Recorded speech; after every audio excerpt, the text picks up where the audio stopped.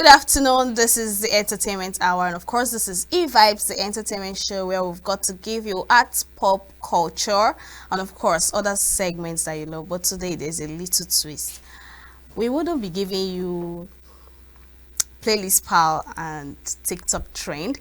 And I'm your baby girl, Queenette Mokonta. I'm not doing this show alone. It's been a very long time since I handled this show with this fine girl that is my namesake. She decided to leave me and disappear, but she has But come I back. didn't leave you, Queenette. I've been around. I've not just been within reach.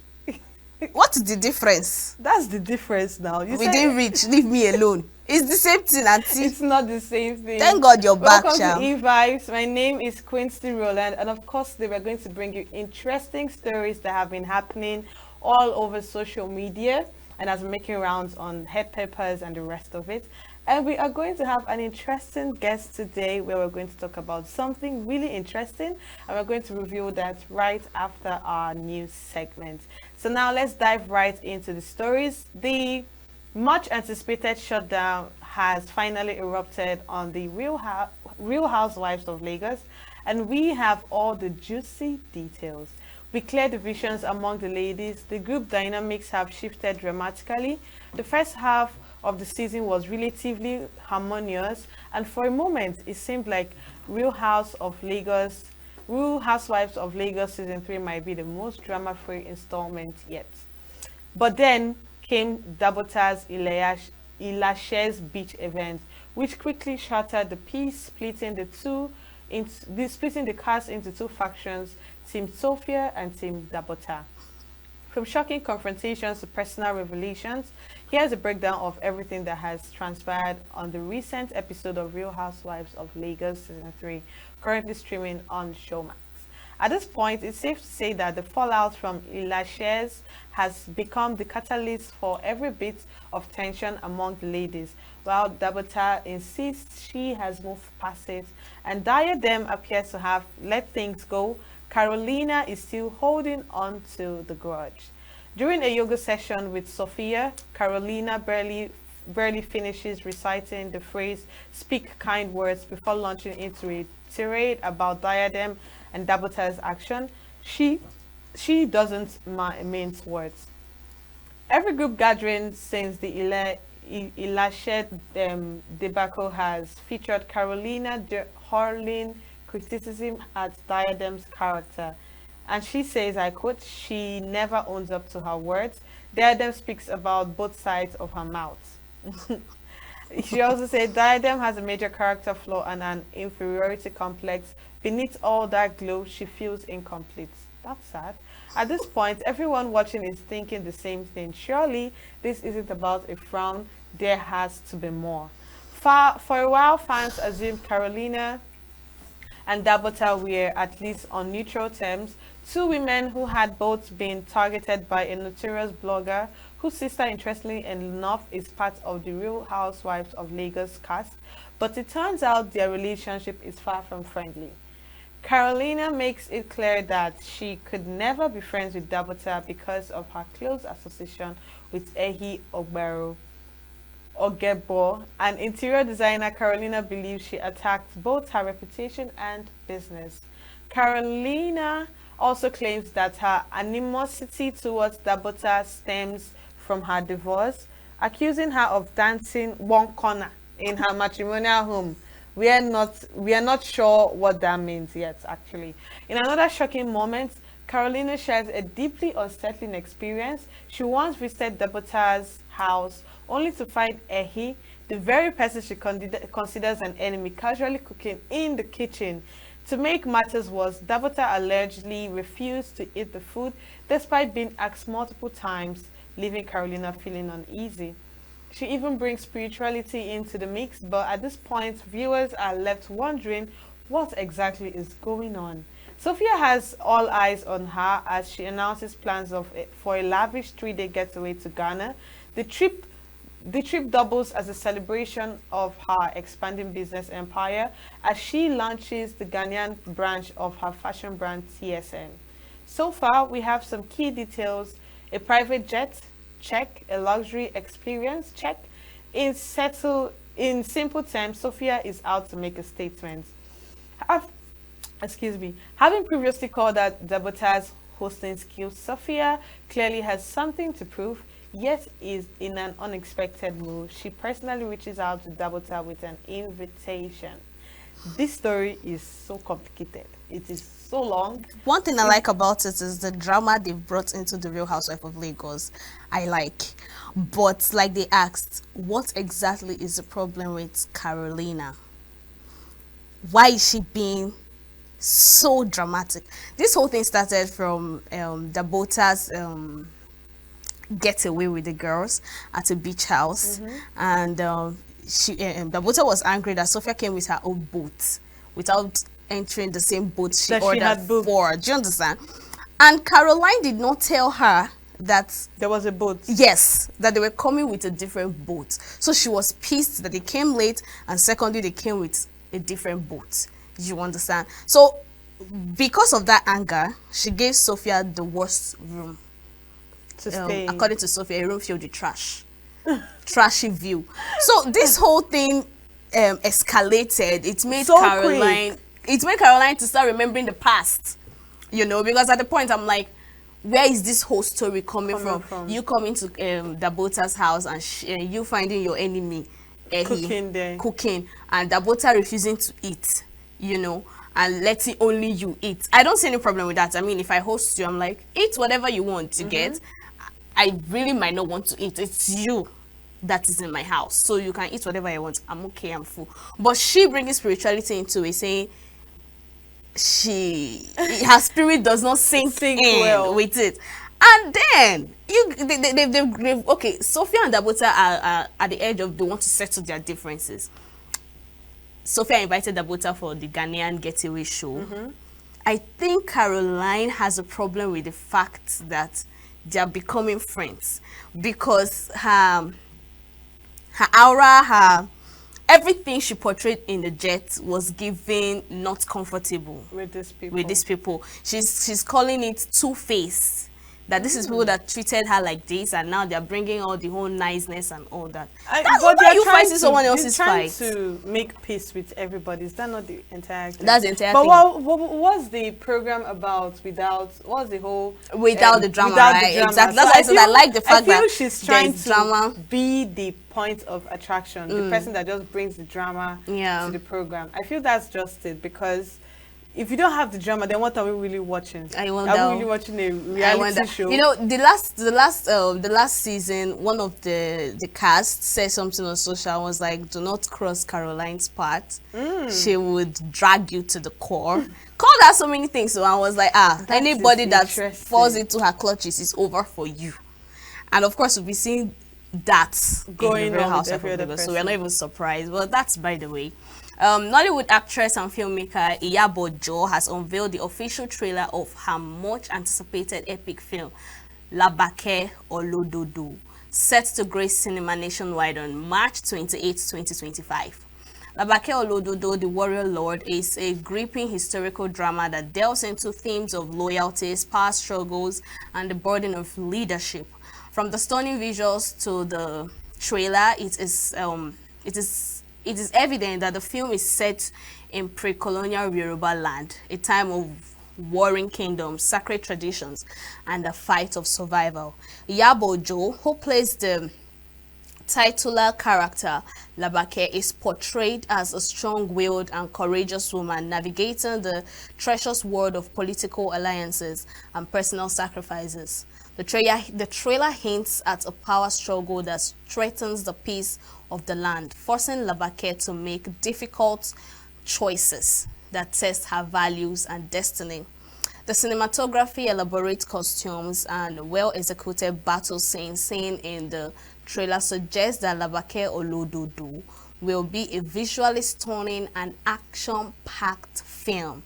The Yoruba language, cultural references, and traditional music further enrich the authenticity of the story, making it a must-watch for lovers of epic Nollywood production. In addition to Iyabo Jo's lead role, Labake Olododo boasts a stellar ensemble cast, including some of Nollywood's finest actors, known for their ability to embody complex characters. The film features Yabojo, Femi Adebayo, Fatia Williams, Kunle Afolayan, and Mr. Macaroni. Labake Olododo is produced by First Pre-Production, the film company owned by Iyabojo, in collaboration with Film One Studio, Abazi Production, and Alaba Ultimate. The film is directed by Biodun Steven, a filmmaker renowned for her compelling storytelling, strong character development, and emotionally resonant films. This collaboration between multiple powerhouse production teams suggests that Labake Olododo is a high-budget project with international appeal. Wow. The film industry has witnessed a recent surge in epic Nollywood film, and Labake Olododo seems poised to join the rank of other commercially successful Yoruba historical drama. Once again, we have Yoruba historical drama. Not bad. Looking at this trailer, do you know what came to my mind? Woman King. Exactly. Yes, that's true. That's true. I'm like, okay, this looks so familiar. Yeah. And it looks so beautiful. I don't even like it. Looks so nice. I love everything is so beautiful. Another thing I want to point out is you're talking about Yoruba folklore, you know, going back to how they started the war and everything. And then I'm seeing you with a dress that is a modern day dress from the beginning, right? Yes, I was wondering too, where is this going? Even the men, I saw the other man was putting on a shirt. I'm like, you could have worn something different, because I'm seeing someone putting on like adire, something like that. So that is fine. This is an epic movie. You could use tie-dye materials or Ankara materials for your costumes, but I'm seeing like an epic movie, and you're telling a story from back in time, and I'm seeing you with a flay dress that we still costume get from modern times, and it's conflicted, because sometimes even Igbo typical movies, you see villagers speak clear English, and I'm wondering, I'm saying that you're supposed to be speaking typical Igbo. Not exactly. I know it's just a costume and the rest, but I feel like sometimes the language makes you feel like you're in time with them. The language they use, you get, because sometimes they speak English and they're using really ambiguous words, and I'm wondering, then people went to school but they didn't know how to speak like English this. like this. So even if, I don't know, maybe something that we can't really do.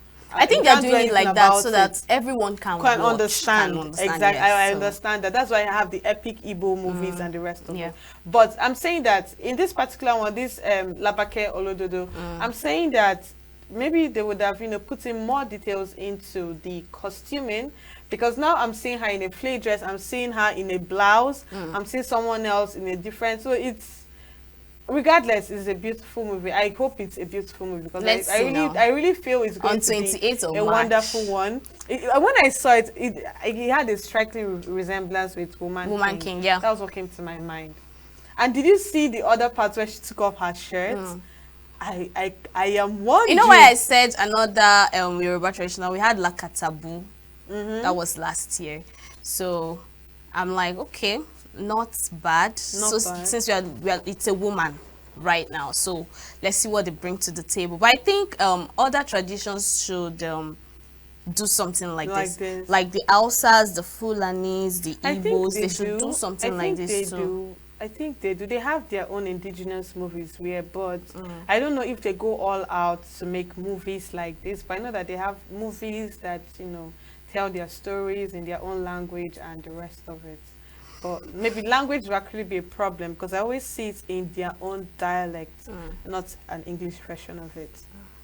Okay, let's move forward then. Okay, so we have trim tweed tailor suits and following transparent dresses adorned by decorative black bows showcase Chanel's fall-winter runway collection in Paris on Tuesday. Under the soaring glass and steel dome of the Grand Palais, models strode through a sparse set built around an enormous black ribbon sculpture curling up into the air.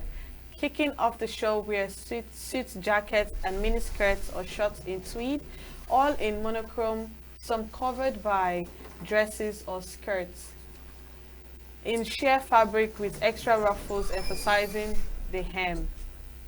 Black bows established the looks, whether tied under the neck, worn as a hair attached or fixed to brimmed hats, skirts, or thick-heeled boots.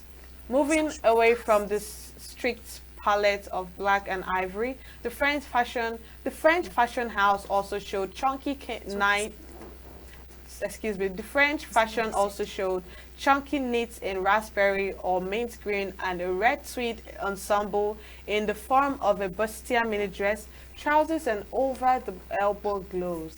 They were so glossy, black overcoats, oversized pearl accessories, and a puffer jacket, distinctly Chanel with bows and rolls. Chanel fans are awaiting the arrival of Matthew Blasey, who fills the high-profile designer role left vacant since the departure of longtime Karl Lagerfeld collaborator Virginie Viard last June. Blasey, with first show will be in October, is credited with the recent success of Kering-owned PRTP PA Bottega Veneta. Paris Fashion Week winds up on Tuesday after featuring shows from some of the world's biggest brands, including Dior, Hermes, and Louis Vuitton, as well as Stella McCartney and Victoria Beckham. Let's take a look at this video from Paris Fashion Week.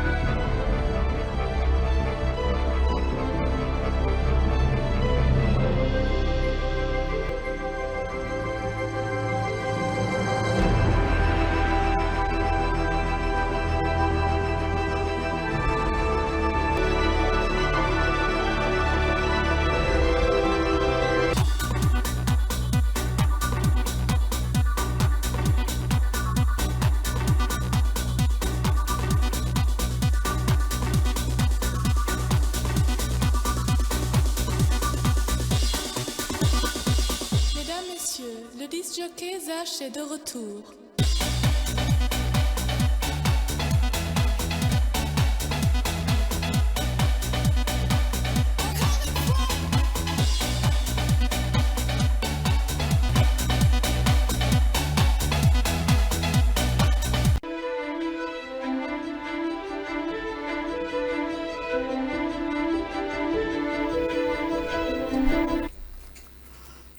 Let's delve into the last story of the day. Malaga comic book fans were delighted on Tuesday as official announced San Diego Comic Convention will be held in the Odessa City next September 2025. For the first time, the SDCC 54-year history, the event officially announced on Monday, licensing a convention outside the United States. With audience topping 130,000 in recent years, the event has grown, featuring comics and all aspects of the popular arts, including hands-on workshops, anime and film screening, a masquerade costume competition with prizes and trophies, and an autograph area. Let's take a look at that.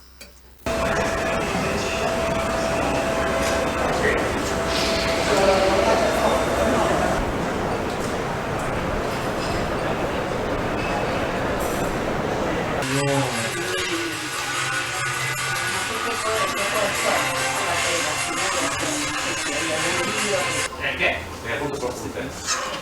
¿Los mangas o...? Manga, el libro o algo, si la del libro, del qué.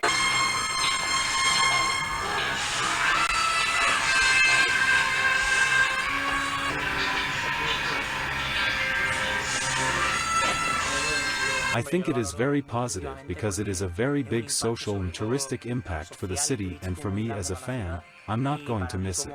It's something that also has a big impact because it's been 20 years since it's been held there in San Diego. The fact that it's the first time it's been held in Malaga is something very beneficial for the city, and for me as a fan it really catches my attention.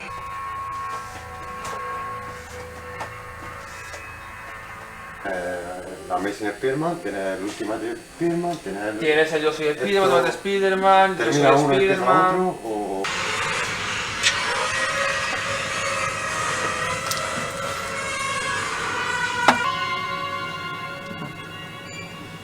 Pues esto va a ser.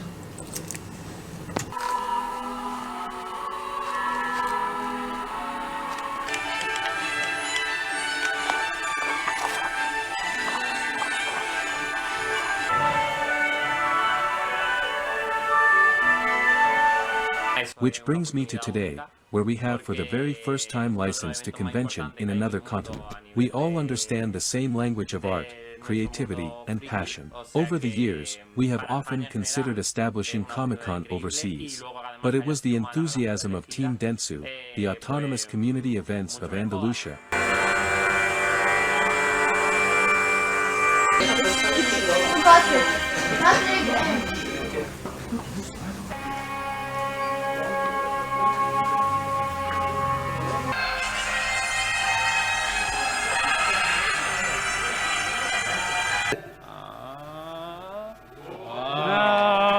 Bueno. Esto, para los que no... We have, for the very first time, licensed a convention in another continent. We all understand the same language of art, creativity, and passion. Over the years, we have often considered establishing Comic-Con overseas, but it was the enthusiasm of Team Dentsu, the autonomous community of Andalusia, and of course, the beautiful Mediterranean city of Malaga that brought us all here today. Costumers, game designers, and creators of all kinds.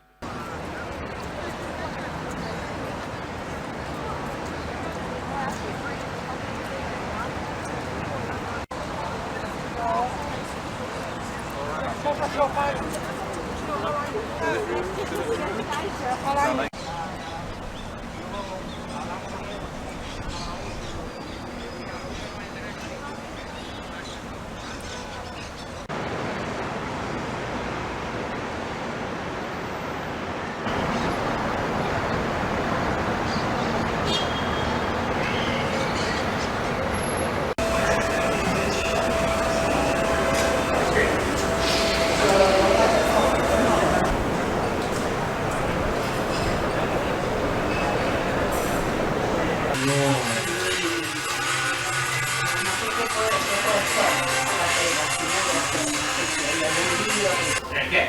¿Puntos por puntos? ¿Los manga o...? Manga, el libro o algo así, la del libro, del...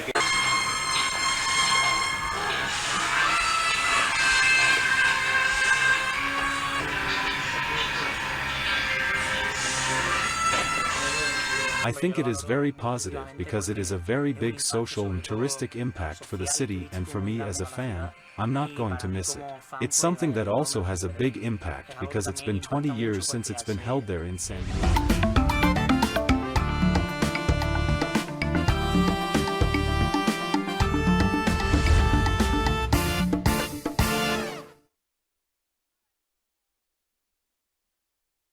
Kind guest. His name is Gerald Allo, popularly known as Jerry, and he's the CEO of Hit Right Inc. and VIP Code. We'll be talking about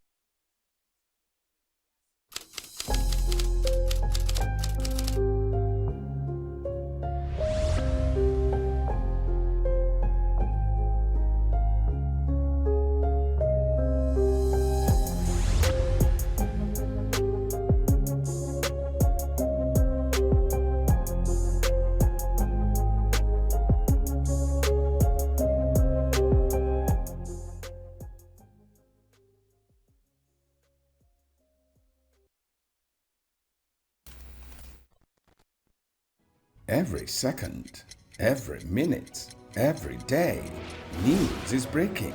Events occur and there are new developments. At Signature TV, we follow these stories objectively, bringing all sides without bias, explaining the complex issues, breaking down the numbers, and investigating the issues behind the news.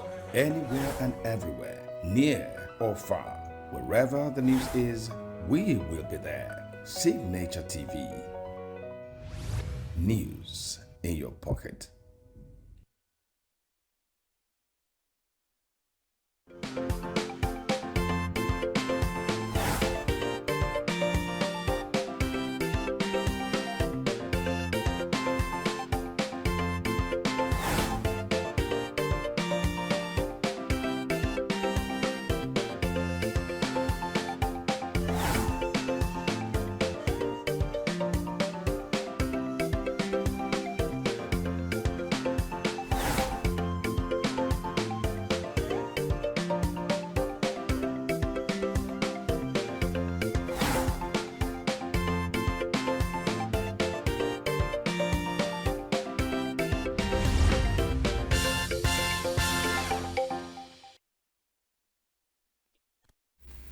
Welcome back. You're still watching E-Vibes, the entertainment show on Signature TV. So like I was saying before we went on that very quick break, we have a one-of-a-kind guest, and his name is Gerald Allo, aka Jerry. And he is the CEO of Hit Right Inc. and VIP Code. Today, we'll be talking about the music industry in the diaspora. Welcome and thanks for joining us. Thank you for having me. Welcome, Jerry. Thank you. All right, let's talk. Talk to us a whole lot about Hit Right Inc. and VIP Code. What's the whole idea behind it? Well, Hit Right Inc. is my baby, but it's now a grown baby. So it was when I was in the university, when I was doing my master's. That was when I decided, okay, one of my lecturers, when we were finishing, said, what are you going to do now that you're finishing your master's? And then I'm like, he said, remember you're a master. And I'm like, okay, if I'm a master, that means I have the key. So I have to start something for myself. So, and I came from a musical background. I've been working with music for a very long time. So when I finished, I decided, okay, what's going to happen? I'm going to start my own record label. So Hit Right Inc. is an independent record label, and at the same time we provide services to other developed and developing acts. Okay. Nice. Your portfolio says that you're a performer, a producer, and so many other things. Can you walk us through the process of becoming all these things, and how, like, which particular one have you streamlined your career to exactly? Well, you know that everything in life is an ongoing process. And when you're working, you can, I'm just that kind of person that music has always been something that I had in me. That's the only talent. I don't know how to play football. I don't know how to do any other thing, but music was something that was given to me naturally. And back in the day in secondary school, I used to perform. From there, and I decided to take music very, very serious. So yeah, even when I was in Sweden, when I went to school in Sweden, and I worked with a Nigerian act called Ike, and we were signed to BMG Records in Sweden, and we had a hit record. So when people talk about Afrobeat today, or the fusion, what I call it fusion, when you fuse, Western-oriented music into Africa, and then you fuse it with African lingua, and then you have what we have today. So we had a hit record in 1997. That was #1 in the Swedish dance chart. So I did the choreographing for all the, because we really brought in the Africanness into our performance due to the type of music we did. So from there, that was when it became clearer to me that, okay, you have a pathway, and when it comes to songwriting, performing and doing all that, you find out that as you progress, you're beginning to understand what you can do. But when it comes to, it's a lot of things that happens when it comes to writing a song, producing a song, and performing a song. So if you're able to bring all these elements together, you're an integrated unit, complete unit. So and I happen to be lucky to have that. Okay. So talk to us. What's it like being a producer and a music manager over there? Have you ever had any breach of contracts? Well, from my own, I will talk from my own personal experience. Okay. And then, because every situation is unique, depending on what you are trying to accomplish or what you are doing. Because when it comes to music production, sometimes people don't understand what a music producer is and what a songwriter is, or what an artist is. Because you might have somebody who is an artist, but they're not a producer. Or you can have a songwriter who writes songs, but they don't produce, but they write. But then you get somebody who creates the music, the engineers that engineer the music, produce all the beats, put it all together. So these are different aspects that make music. So when you're working with that, most of the time you have to rely on others to bring in their talent, their ideas. But if you're somebody like, who will I name, Dr. Dre, Okay.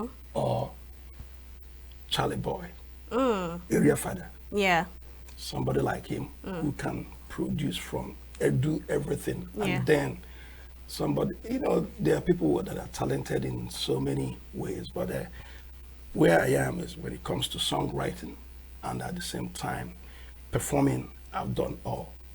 And then when it comes to producing, I have co-produced with people, that Diaspora. in the diaspora, yes. We are talking about music industry in diaspora. I want to believe that Afrobeat is something that is enjoyed worldwide. Okay. From the various places that you've visited, what is Afrobeat like? How do they perceive Afrobeat like over there? Okay. I would like to put my own opinion. When people talk about Afrobeat, the only person I credit, the only person I say that done Afrobeat is Fela. Okay. You always say that. Yeah, Baba is the first person that they asked him what type of music he called his music, Afrobeat. Yes. So, but when it comes to what we listen to, the contemporary Afrobeat that we have today,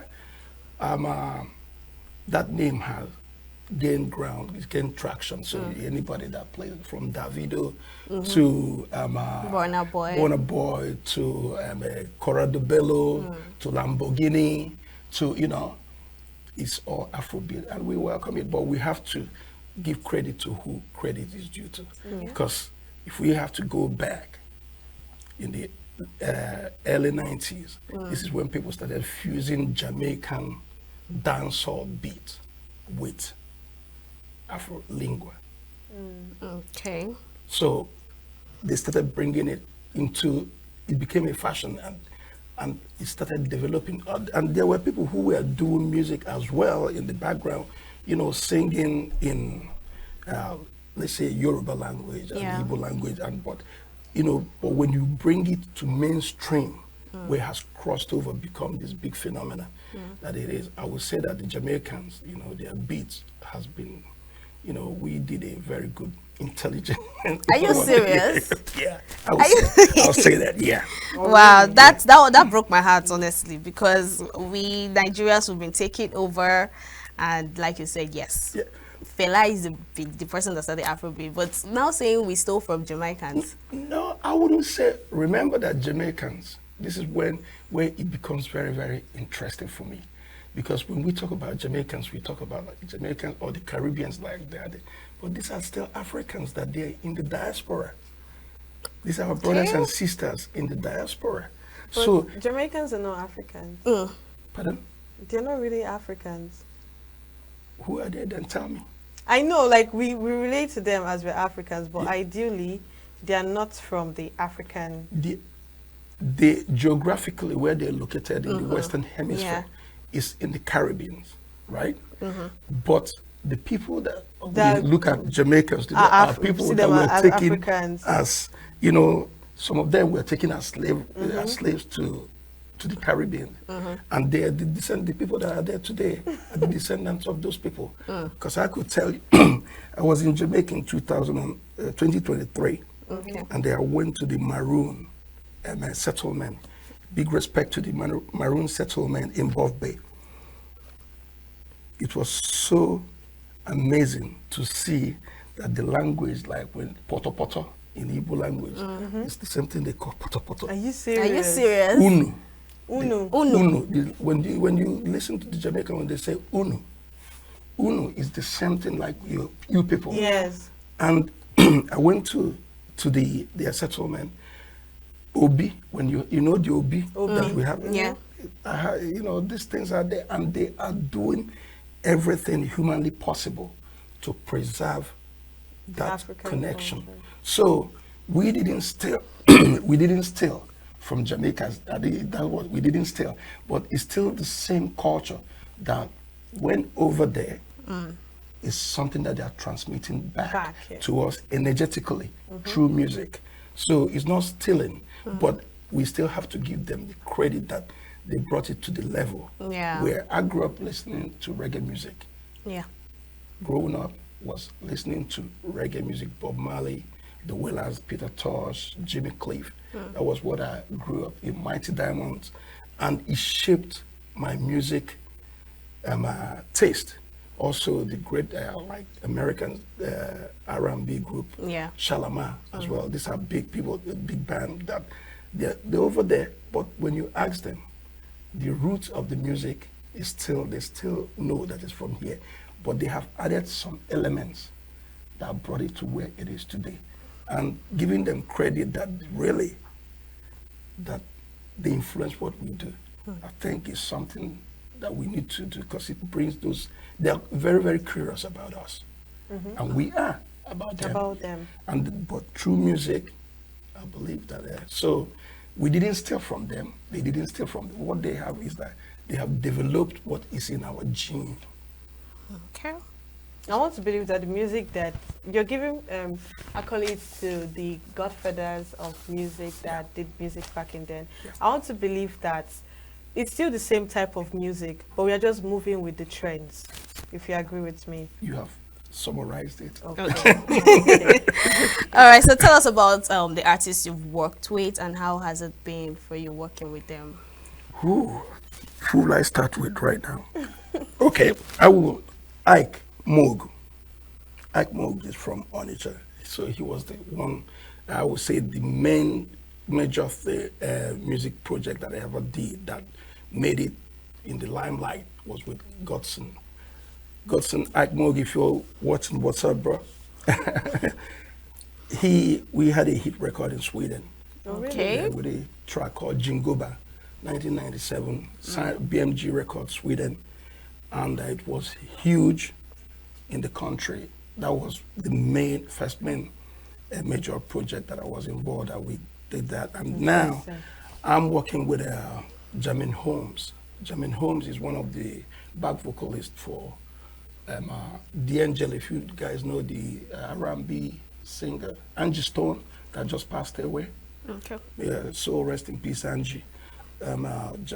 D'Angelo is an R&B new soul singer, and Jamin Holmes happens to be one of the vanguards. I'm working with Jamin. We have an album that is called Stronger Than My Fears, and also I'm working with another reggae artist called Tanai Brown. Yeah, and I've worked with Lamborghini. If you guys know Lamborghini. Yeah. Lamborghini, he has a program. I think he has a program with a wife called Link and Lambo, so in America. Yeah. So I've worked with him, and he's a very, very talented artist. And then the group Shalama, agent for Shalama. Shalama, you've been mentioning some more. those ones where they come, those are the masters. Yeah. Caroline Griffey, Jeffrey Daniel, and Howard Hewitt. These are great guys. Their music, I've always told Jeffrey, like, growing up listening to their music, dancing to it. A lot of us stayed out of trouble because we wanted to dance all the time. Instead of going out, causing trouble, we were busy doing electric shock. break dance and the like. So it's rather obvious that you've worked with. So Jeffrey was, I worked with them. You've worked with different artists, Nigerians and non-Nigerians, Caribbeans and other parts of the world. Yeah. What is the difference when you work with a Nigerian and a non-Nigerian? What's the difference? What's that experience? What is that thing that when you experience it, you know that, this is someone from motherland? Yeah. Niger wants it sharp. Of course. Sharp. Of course. We do. Time waits for no man. Time waits for nobody. Sharp. They just, quick, But you understand this thing takes processes. That is what I would love them, many, to understand. Okay. Because this country has, I'm talking about raw talent. Facts. Raw. But, for you to, like gold or diamond, in its raw state, you don't get it, but you need to refine it, and it takes time. You have to burn it. Yeah. You have to refine it, bend it, polish it. So that is the only thing, working with, they want it sharp. So the Caribbean, they also want it sharp, but at the same time, they want to do everything. They want to do it right. That note must sound, they will tell you, what are you doing? No, it's got to be, but when it comes to going to, they are really. But working with Swedish people. One step at a time. Everything. They say, in Swedish, they say, ta det lugnt. I've learned what today. The Swedish person says, we are going to take classes from you after that. The Swedish person says, ta det lugnt. It means take it easy. Pedal down. Exactly. Where, and look at ABBA, groups like ABBA, Dr. Alban is Nigeria, but from Sweden. Yeah. And then Roxette, and so many of them, you listen to great music that, from there, everything takes the process. Americans are the same. They are very, very, that one is contract. Once you sign, you signed. so you have to read the contract very well. But for them, all they will need to do, like when you're working with them, they have to read through the papers first. Yeah. They go straight to business, but everything has to follow its particular structure. So our own Niger people is just that, getting the structure and slow it down, know that the process, trust the process. Trust the process. And another important thing is loyalty is very, very important. Respect and loyalty. Without that, you are going to, that's where the big problem comes. When there is no loyalty and trust is not there, it will be difficult. I don't. It is. It doesn't matter it doesn't. whether you're American, but the thing when it's so obvious, because everything that happens is energetically. Yeah. You know, you might not even say it, but energetically, you feel when somebody, so. It's not working with both of Interesting. you. So talking about the whole loyalty and the likes, have you had any bad experience working with any of these people? Well, they say that every man thinks that his own burden is heavier. So I might say, yes, I've had it worse. Yeah, I had it. Another person will come and say their own experience. You will find out you like they say, you ain't seen Exactly. I get what you want to do there. We understand. We understand. So, it's experience, but for me, it's been what it is. And I take it as everything that happens is a learning curve.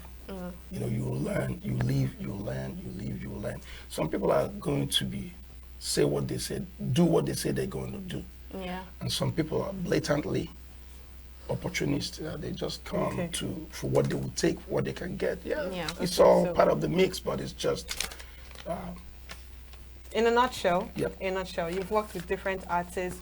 You know what the process is like. You've talked about Nigerians wanting it sharp. I want you to give like a word of advice to artists, upcoming artists that want to make it to the limelight and the rest of it. What is that thing that you feel that they should always be particular about in order to get things right in the industry? Personal relationship. Everything is a relationship based. If you cultivate a good relationship with somebody, open, honest relationship with you will go very far, very, very far. That is my advice, because sometimes people think it's lack of money. Or it's money that, I need money to do this. I said to them, listen, I used to have that kind of mindset before, until I started working with people, being exposed. You find out that the human capital and human relation, there are so many rich people that have so much money. They want their kids to be but sometimes it's not your money that people even want. Interesting. It's not, if you're not vibing, if the energy is not feeling the same. People, if you find out that you have that money, you spend all that money, and you're not going to get the result that you want. And somebody who doesn't have money, but they know how to develop relationship with people. I'll call it the protocol. Everywhere has protocol. Once you understand the protocol, know that that protocol will make you understand that you have to respect people to go and then it will come back tenfold. So if you're out there, a lot of people have been, message me, oh, could you help me, put me on? You don't want to help me, you don't want to. It's not that I don't want to. Do you know, now you're going to put us on because we want you to do a little performance for us. Whatever it is you want to do, you have to put us on so that we can know how it is done the professional way. So please do something for us. It could be anything, whatever you're comfortable with. Well, whatever I'm comfortable with. Exactly. Okay. We are taking you unaware, so the least you could do is make you comfortable. Hey, little mom, you need to kill this drama. From the get, go out, talk with shit, saying karma. A positive attitude makes my heart react. Why is it we don't talk like we used to, being taught by the best, why bother with the rest? If this is a test, then I won't settle for less. All right. Nice. That was so quick. Nice. I didn't even know you started already. I did, and I like it. And then I went ahead. So he has put us on, and we are on right now. But unfortunately, this is where we draw the curtain. The show has come to an end. Can I do a little bit of shout out, please? Oh, all right. Few minutes. I would like to do a big shout out to our sponsors, Kuya Clothing, Jamaica, and Kuya Studios. Check them out. And to my business partner, Music Media Management, big shout out. And to German Homes, Shalaman Friends, Soul Rebel, Mix Master J, Dr. Edward Ofoka, big respect. And then to the Donkey Garden in Leicester. So Thank you anytime. so much. Thank you so much. It was wonderful having you on the show, Jerry Allo. Allo. It was so amazing. We learned a lot, and we hope to do this another time With you. very soon with you. So we've come to the end of E-Vibes for today. Hope you had fun. I had fun. I learned a lot. And Queenette too has been smiling from ear to ear, and I know she had a whole lot to take home. Don't forget to join us tomorrow at 1 p.m. from Mondays to Saturdays on Signature TV. We are always here to bring you the latest from the entertainment industry with exclusive interviews like this. So stay glued to your screen, and we'll see you tomorrow. My name is Queensley Rowland. And of course, I'm your baby girl, Queenette Smokonta. Thanks for watching.